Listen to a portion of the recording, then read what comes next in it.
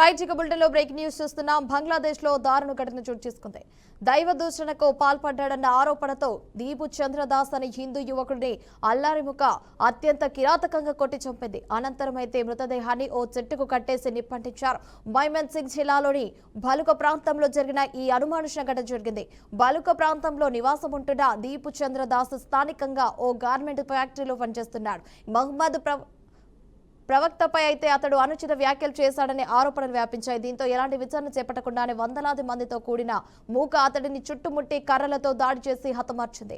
ఆ తర్వాత మృతదేహానికి నిప్పు పెట్టారు. మృతుడిని దీపు చంద్రదాస్ గా బలుక పోలీసులు ధృవీకరించారు. ఈ ఘటనపై బీజేపీ పశ్చిమ బెంగాల్ శాఖ తీవ్రంగా స్పందించింది. దీపు చంద్రదాస్ ను కొట్టి ఉరితీసి సజీవ దహనం చేశారని పేర్కొంది. ఈ ఏడాది ఏప్రిల్లో పశ్చిమ బెంగాల్లోని ముర్షిదాబాద్లోని జరిగిన హింసతో ఈ ఘటననైతే పోల్చింది. ఇస్లామిక్ తీవ్రవాదాన్ని అదుపు చేయనప్పుడైతే మైనార్టీలకు రక్షణ కరువైనప్పుడు ఎలాంటి దారుణాలు జరుగుతాయో ఈ ఘటనే నిదర్శనమని విమర్శించారు. పశ్చిమ బెంగాల్లో కూడా మమతా బెనర్జీ తన రాజకీయ ప్రయోజనాల కోసం హిందువులను రెండో శ్రేణి పౌరులుగా మార్చేస్తున్నారని ఆరోపించారు. రైట్ ఇక బులెటిన్ లో మరో బ్రేకింగ్ న్యూస్ అయితే చూస్తున్నాం. తెలంగాణ ప్రభుత్వం కీలక నిర్ణయం తీసుకున్నది. రాష్ట్రంలో PSCS చైర్మన్ లో డైరెక్టరేట్ల పాలక వర్గాలను రద్దు చేస్తుంది. ఆగస్టు 14వ తేదీనే వీరి పదవి కాలం ముగిసినట్లుగా పేర్కొంది. వీరితో పాటు 9 జిల్లాల DCCGలను అయితే కూడా తొలగిస్తూ ప్రభుత్వం శుక్రవారం అయితే ఉత్తర్వులు జారీ చేసింది. కాగా వ్యవసాయ అభివృద్ధి, రైతు సంక్షేమం దృష్ట్యానైతే కేంద్ర రాష్ట్ర ప్రభుత్వాలు ప్రాథమిక వ్యవసాయ సహకార పరిమితి సంఘాలనైతే ఏర్పాటు చేసింది. ఈ సహకార సొసైటీల నిర్వహణకు ఎన్నికల ద్వారా పాలక వర్గాలను నియమిస్తుంది. సొసైటీల సామర్థ్యాలకు అనుగుణంగా ఒక చైర్మన్, వైస్ చైర్మన్, డైరెక్టరేట్లనైతే ఉంటారు.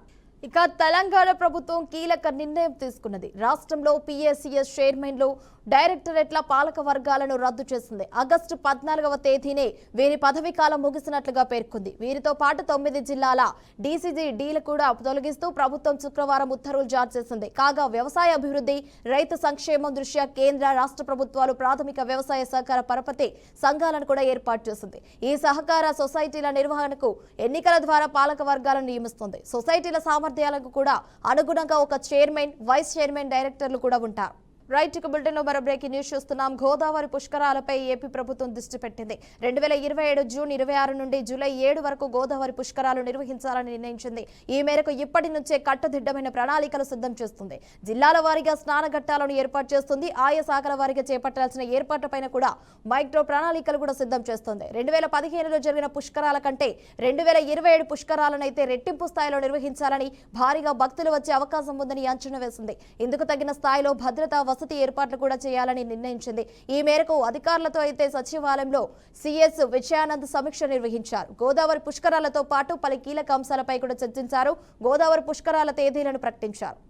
గోదావరి పుష్కరాలపై ఏపీ ప్రభుత్వం దృష్టి సారిపెట్టింది. 2027 జూన్ 26 నుండి జూలై 27 వరకు గోదావరి పుష్కరాలు నిర్వహించాలని నిర్ణయించింది. ఈ మేరకు ఇప్పటి నుంచే కట్టుదిట్టమైన ప్రణాళికలు అయితే సిద్ధం చేస్తుంది. ఏపీలో గోదావరి పుష్కరాలు ప్రభుత్వం అయితే కీలక నిర్ణయం తీసుకుందని చెప్పాలి. ఈ నేపథ్యంలో భాగంగా ముఖ్యంగా 2027 జూన్ 26 నుంచి జూలై 7 వరకు గోదావరి పుష్కరాలు అయితే జరుగుతున్నాయంటే సమాచారం. గోదావరి పుష్కరాలపై ఏపీ ప్రభుత్వం దృష్టి పెట్టిందనే చెప్పాలి. రైట్ ఇక బులెటిన్ లో మరో బ్రేకింగ్ న్యూస్ చూస్తున్నాం. శ్రీకాకుళం జిల్లాలో అగ్ని ప్రమాదం జరిగింది. జిల్లుండలో అయితే వరి పొలానికి గుర్తు తెలియని వ్యక్తులు నిప్పు పెట్టారు. దీంతో మంటలు ఎగిసిపడ్డాయి. గ్రామానికి చెందిన రైతు కొల్లి కృష్ణారావు తన పొలంలో నూర్పు అనంతరం నిల్వ ఉంచిన 8 బస్తాల ధాన్యం అగ్నికి ఆహుతైంది. శ్రీకాకుళం జిల్లాలో అయితే జిల్లుండలో అయితే భారీ అగ్ని ప్రమాదం జరిగిందని చెప్పాలి. వరి పొలానికి గుర్తు తెలియని వ్యక్తులైతే నిప్పు పెట్టినట్లయితే సమాచారం. దీంట్లో భాగంగా మంటలైతే ఎగిసిపడుతున్నట్లయితే తెలుస్తుంది. 20 ఎకరాల వరి పంటనైతే బుగ్గిపాలైందన్నట్టు కూడా సమాచారం. 6 గాలం పండించిన పంట బుగ్గిపాలవడంతో లబోదిబం అంటున్నారు రైతులు. ఈ నేపథ్యంలో భాగంగా తమకు న్యాయం చేయాలని అయితే రైతులు కోరుతున్నట్లయితే సమాచారం. రైట్ ఇక బులెటిన్ లో బ్రేకింగ్ న్యూస్ అయితే చూస్తున్నాం. శ్రీకాకుళం జిల్లాలో అయితే వరి పంటనైతే గుర్తు తెలియని వ్యక్తులైతే మంటలు పెట్టినట్టు తెలుస్తుంది. మంటలు ఎగిసిపడడంతో అయితే 20 ఎకరాల వరి పంటనైతే అగ్గిపాలనే తెలుస్తుంది. 6 గాలం పండించిన పంట బుగ్గిపాలవడంతో రైతులైతే లబోదిబం అంటున్నారు. తమకు న్యాయం చేయాలంటూ కూడా ప్రభుత్వాన్ని అయితే రైతులు కోరుతున్నట్టయితే తెలుస్తుంది. ఈ నేపథ్యంలో భాగంగా ముఖ్యంగా చూసుకుంటే నిందితులను గుర్తించి వారిపై కఠిన చర్యలు కూడా తీసుకోవాలని అయితే రైతులు డిమాండ్ చేస్తున్నారు. గ్రామ సచివాలయ ద్వారా ప్రజలకు ప్రభుత్వ సేవలు మరింత వేగంగా, పారదర్శకంగా అందుతున్నాయని మంత్రి నాందెల్ల మనోహర్ అన్నారు. గుంటూరు జిల్లా కొల్లిపర మండలం చక్రాయపాలెం గ్రామంలో నూతనంగా నిర్మించిన సచివాలయ భవనాన్ని నాందెల మనోహర్ ప్రారంభించారు. ఈ సందర్భంగా మంత్రి మాట్లాడుతూ నూతన సచివాలయ భవనం ద్వారా గ్రామస్తులకు ఒకే చోట అన్ని సేవలు అందుబాటులోకి వస్తాయని, ప్రజల సమస్యలను తక్షణమే పరిష్కరించే దిశగా ఇది కీలకంగా నిలవనుందని పేర్కొన్నారు. ప్రజా సంక్షేమమే లక్ష్యంగా కూటమి ప్రభుత్వం చేపడుతున్న అభివృద్ధి కార్యక్రమంలో భాగంగా ఈ సచివాలయ భవనం గ్రామాభివృద్ధికి మైలురాయిగా నిలవనుందన్నారు. సమస్యలే కాదు, మనం గ్రామంలో అందరం కలిసిమెలిసి ఉంటాం, పెద్దరికానికి మనం గౌరవిస్తాం, పెద్దలు చెప్తే మనం వింటాం. కాబట్టి సమస్యను పెద్దగా చేయకుండా ఖచ్చితంగా మన గ్రామంలో ఉన్న అనేక కార్యక్రమాలు మనం ఇంకా విజయవంతం చేసుకున్నట్టు ముందుకెళ్ళాలి. చక్రపాలెం గ్రామంలో మీ అందరికీ తెలుసు, మనందరం కూడా గతంలో మనం నష్టపోయాం. కావాలని కొంతమంది మనకి పనులు చేసేవాళ్ళు కాదు మన ఊర్లో. కానీ నేను 2009లోనే మీకు మాట ఇచ్చాను, వేసింది 14 ఓట్లైనా ఖచ్చితంగా 100% చక్రపాలెం గ్రామానికి న్యాయం జరగాలి. సిమెంట్ రోడ్ల నిర్మాణాల విషయంలో కానివ్వండి, భవనాల నిర్మాణం విషయంలో కానివ్వండి, ఏ పని చేసినా ఓట్లతో సంబంధం కాదు. మన అందరం ఒక మంచి ఉద్దేశంతో, మంచి నాయకత్వం కింద మనం పనిచేసుకుంటున్నాం. ఈ రోజున గౌరవ ముఖ్యమంత్రి గారు చంద్రబాబు నాయుడు గారు, అదేవిధంగా రాష్ట్ర ఉప ముఖ్యమంత్రి మన నాయకుడు పవన్ కళ్యాణ్ గారు ఎంతో ఆదర్శవంతంగా నిలబడుతూ సమాజానికి, ప్రజలకి, దేశానికి ఉపయోగపడాలనే తపనతో మనం పనిచేస్తున్నాం. కాబట్టి దయచేసి చేసిన ఏ కార్యక్రమం సరే, ఇప్పుడు ధాన్యం కొనుగోలు విషయంలో నా దృష్టికి వచ్చింది. 2-3 రోజుల నుంచి చక్రాపాలెంలో కూడా చాలా మంది రైతులు లారీల కోసం, గోతాల కోసం ఎదురు చూస్తున్నారని. అది ఈ విషయం కూడా నేను ఎందుకు ప్రస్తావిస్తున్నానంటే, గతంలో మన ప్రాంతంలో ప్రభుత్వానికి అమ్మేవాళ్ళు కాదు.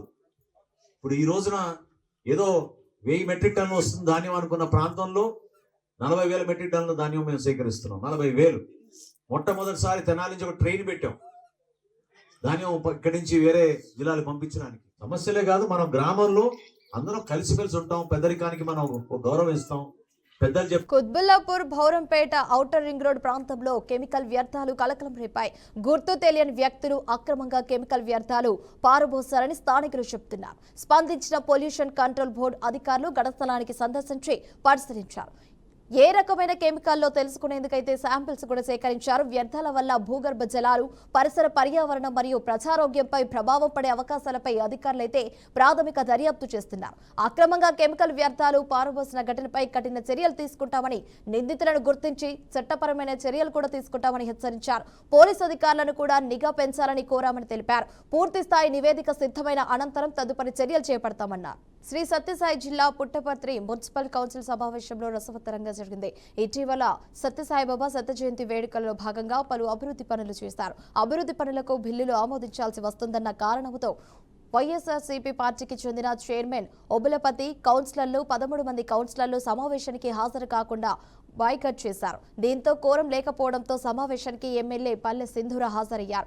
6 మందితో అయితే కౌన్సిలర్లతో సమావేశం అయితే నిర్వహించారు. కోరం లేకుండానే సమావేశానికి కొనసాగించారు. ప్రతిపక్ష పాత్రను టీడీపీ కౌన్సిలర్లు అయితే పోషించారు. పలు సమస్యలనైతే కౌన్సిలర్ దృష్టికి తీసుకువెళ్లారు. ఫలితం లేదని ఆవేదన వ్యక్తం చేశారు. కేవలం ఉత్సవ విగ్రహాలుగా టీడీపీ కౌన్సిలర్లు ఉండాల్సి వస్తుందని. అదేవిధంగా ఒకే వ్యక్తికి 14 టెండర్లు దక్కడం, మున్సిపల్ సిబ్బంది టెండర్ల విషయాన్ని ఒప్పందిస్తున్నారంటూ కౌన్సిలర్లు రత్నప్ప చౌదరి ఎమ్మెల్యేకి ఫిర్యాదు చేశారు. ఈ అంశంపై విజిలెన్స్ ఎంక్వైరీ చేయాలని టీడీపీ ఫ్లోర్ లీడర్ డిమాండ్ చేశారు. అంతవరకు కౌన్సిల్ ముందు ఉంచిన అంశాలనైతే ఆమోదించమని టీడీపీ కౌన్సిలర్లు తెగేసి చెప్పారు. ఈ విషయంపై ఎమ్మెల్యే సింధూర్ స్పందిస్తూ తప్పకుండా ఎంక్వైరీ వేస్తామన్నారు. టెండర్ల విషయంలో ఎటువంటి గోల్మాల్ జరగలేదని, ఈ టెండర్లని చాలా ట్రాన్స్పరెంట్ గా జరగాయని కూడా కమిషనర్ క్రాంతి కుమార్ తెలియజేశారు. 8 మెంబర్స్ నాతో సహా, చైర్మన్ గారితో సహా. చైర్మన్ ఆయన సైన్ పెట్టేసి ఒక 5 నిమిషాల్లో వస్తానని చెప్పి వెళ్ళారు. What is that behaviour? Tell you. ఆయనకి డెవలప్మెంట్ వైపు లేదా, లేదా ఆయన వర్క్కి ఆయన బాధ్యత చేయడం లేదా అనేది ఆయన చెప్పుకోవాలి ఆన్సర్. నన్ను అడగకూడదు, మీరు ఆయన అడగాలి. ఆయన వచ్చి వెళ్ళారు. ఆయన సైన్ చూపించండి ఆయనది. రండి, లెటర్ తీసుకో, ఆయన సిగ్నేచర్ చూడండి. ఆయన సైన్ పెట్టేసి వెళ్ళారు. రోజు కోరం ఉంది. సైన్ పెట్టేసి వెళ్ళాక ఇట్ ఈస్ హిజ్ రెస్పాన్సిబిలిటీ ఇక్కడ ఉండడం. ఆయన లేకపోవడం అది ఆయనకి నష్టం తప్ప మనకి కాదు. ఆయన నిజంగానే బాధ్యత కలిగిన మనిషి అయితే ఆయన వచ్చి కూర్చుండేవారు. ఆయన సైన్ పెట్టేసి వెళ్ళారంటే ఇట్ ఈస్ కన్సిడర్డ్ ఉందనే కదా. వాస్తవమే. ప్రాబ్లం ఎక్కడ జరుగుతుందో నాకు తెలియదు, కానీ అఫీషియల్స్ లో కొంచెం వరకు ఇది చాలా కౌన్సిల్ మీటింగ్స్ లో చెప్పడం జరిగింది. కోరం లేదు అని చెప్పనండి. 8 మెంబర్స్ కోరం, 8 మెంబర్స్ నాతో సహా, చైర్మన్ గారితో సహా. చైర్మన్ ఆయన సైన్ పెట్టేసి ఒక 5 నిమిషాల్లో వస్తానని చెప్పి వెళ్ళారు. What is that behaviour tell you? ఆయనకి డెవలప్మెంట్ వైపు లేదా ఆయన వర్క్ కి ఆయన బాధ్యత చేయడం లేదా అనేది ఆయన చెప్పుకోవాలి ఆన్సర్. నన్ను అడగకూడదు, మీరు ఆయన అడగాలి. సచివాలయ ఉద్యోగులు ప్రజలకు ఎప్పటికప్పుడు అందుబాటులో ఉండాలి అని ఎమ్మెల్యే కందుల నారాయణరెడ్డి తెలిపారు. ప్రకారం అయితే ప్రకాశం జిల్లా మార్కాపురం మున్సిపల్ కార్యాలయంలో ఆయన వార్డు సచివాలయం సిబ్బందితో సమీక్ష సమావేశం నిర్వహించారు. భేటీలో సచివాలయ సిబ్బంది పనితీరుపై ఎమ్మెల్యే తీవ్ర అసంతృప్తి వ్యక్తం చేశారు. సచివాలయ ఉద్యోగులు ప్రజలను కార్యాలయాల చుట్టూ తిప్పుకోవడం సరైన పద్ధతి కాదని, ప్రజలకు కావాల్సిన సేవలను సచివాలయాల్లోనే సత్వరంగా అందించాలన్నారు. అర్హులైన ప్రతి ఒక్కరికి ప్రభుత్వ సంక్షేమ పథకాలు అందేలా సర్వేలు ఎప్పటికప్పుడు పూర్తి చేయాలని, సర్వేలో ఎలాంటి తప్పిదాలు జరిగినా వాటిని ఉన్నతాధికారుల దృష్టికి తీసుకెళ్లి సరిదిద్దాలని సూచించారు. మీరందరూ అభివృద్ధి కారకులు, అభివృద్ధి కాంక్షకులు. అభివృద్ధి అంటే ఏమిటో మీ ఆధ్వర్యంలో జరగాలి. అభివృద్ధి అంటే ఏంటో మీ ఆధ్వర్యంలో చూడాలి. కానీ కొందరు బాధ్యతాయుతంగా పనిచేస్తా ఉన్నారు. మరి ఎందుకు చేస్తా ఉన్నారో, ఏం చేస్తా ఉన్నారో మీకు అర్థం కావట్లేదు. మన పిల్లల భవిష్యత్తు బాగుంటుంది, మనం కూడా ఒక మంచి వాతావరణంలో పెరుగుతాం, మంచి మంచి వస్తువులు వస్తాయి. ఈరోజు మనకు మంచి అవకాశం వచ్చింది. ఈ అవకాశాన్ని మనం సద్వినియోగపరచుకోలేకపోతే మనం చదువుకున్న చదువులు కూడా వేస్తామా. మీకు ఎందుకు చెప్పానంటే ఈ ప్రాంతంలో ఎంత దుర్భర పరిస్థితి ఉందో, ఏ రకమైనటువంటి కష్టాలు, ఏ రకమైనటువంటి ఇబ్బందులు ఎదుర్కొన్నారో అవి మీకు తెలియాలని చెప్పారు. ఈ రోజు కూడా స్టిల్ 95% ప్రజలు, ఈ టౌన్ లో నివసిస్తున్న 95% ప్రజలు ఏ రోజు కారు కూలి పని చేసుకుంటూ సంపాదించుకుని తినేటువంటి వాళ్ళు. ఒక 2-2.5% మాత్రం వ్యాపారవేత్తలు, 1% ఉద్యోగస్తులు, మిగిలిన 1.5% రిటైర్మెంట్ డబ్బులు, లేదంటే ఏదైనా వ్యాపారం మీద వచ్చినటువంటి వడ్డీ డబ్బులు, లేదంటే కొద్దిగా పెద్దవాళ్ళు, ఆర్థికంగా బలమైన వాళ్ళు ఉన్నారు. మీరందరూ అభివృద్ధి కారకులు, అభివృద్ధి కాంక్షకులు. అభివృద్ధి అంటే ఏమిటో జనం గడ్డి పెట్టినా జగన్ కి ఇంకా బుద్ధి రాలేదని మంత్రి కొల్లు రవీంద్ర దోషమెత్తారు. రాష్ట్రంలో అభివృద్ధిని అడ్డుకోవటమే లక్ష్యంగా నడుచుకుంటే జగన్ ని ప్రజలు తరిమి కొడతారన్నారు. మెడికల్ కాలేజీల అభివృద్ధిపై వైసీపీ నేతలు విషం చిమ్మాలని చూస్తే సహించేది లేదని హెచ్చరించారు.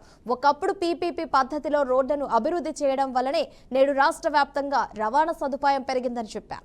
పరిశ్రమలు వచ్చాయని, ఉద్యోగ ఉపాధి అవకాశాలు పెరిగాయని, నాడు తీసుకున్న సంస్కరణల కారణంగానే ఇంత స్థాయిలో అభివృద్ధి జరిగిందన్నారు. తర్వాత వచ్చిన పాలకులు అభివృద్ధిని కొనసాగించారని గుర్తు చేశారు. జగన్ మళ్లీ అధికారంలోకి వచ్చే ప్రసక్తే లేదని కొల్లు రవీంద్ర జోస్యం చెప్పారు. ఇక మచిలీపట్నం టీడీపీ కార్యాలయంలో నిర్వహించిన ప్రజా దర్బార్లో మంత్రి ఈ వ్యాఖ్యలు చేశారు. చాలా ఇబ్బంది పెడతారు. ఇంటికి వచ్చి తాగొచ్చి గొడవ చేస్తున్నారు. అతను అలా పరిచయం అయ్యాడు, డబ్బులు ఇప్పిస్తానని చెప్పి ఇవన్నీ అడ్డం పెట్టుకున్నారు సార్ నా దగ్గర. ఒప్పుకుని ఇప్పుడు అవన్నీ అడ్డం పెట్టుకుని చంపేస్తాను, మీ అమ్మగారు వెళ్ళని మిమ్మల్ని అంబులెన్స్ బయటకు వచ్చి తాగొచ్చి ఇంటి పనికి వచ్చి గొడవ చేస్తున్నారు సార్. రోజు టార్చర్ పెడుతున్నారు సార్. పాపని స్కూల్కి పంపించుకోవాలని చాలా భయంగా ఉంది సార్. నాకు అతని వల్ల ప్రాణహాని ఉంది సార్. ఎస్ఐ గారికి కంప్లైంట్ ఇచ్చింది సార్ ఆర్పేట. అతను తాగేవాడు, అతను మారుడు, నువ్వు వయసులో ఉన్నావు, అతను వయసులో ఉన్నాడు మాట్లాడాడు సార్ ఎస్ఐ గారు. చాలా భయం వేస్తుంది సార్. మా అమ్మగారు మా నాన్నగారు చాలా పెద్దవాళ్ళు సార్. 48 సచివాలయం నిజాంపేట.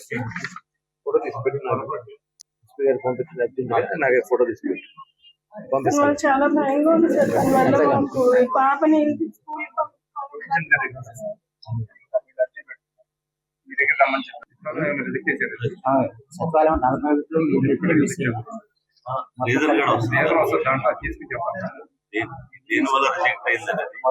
Licence లేదంటగా, driving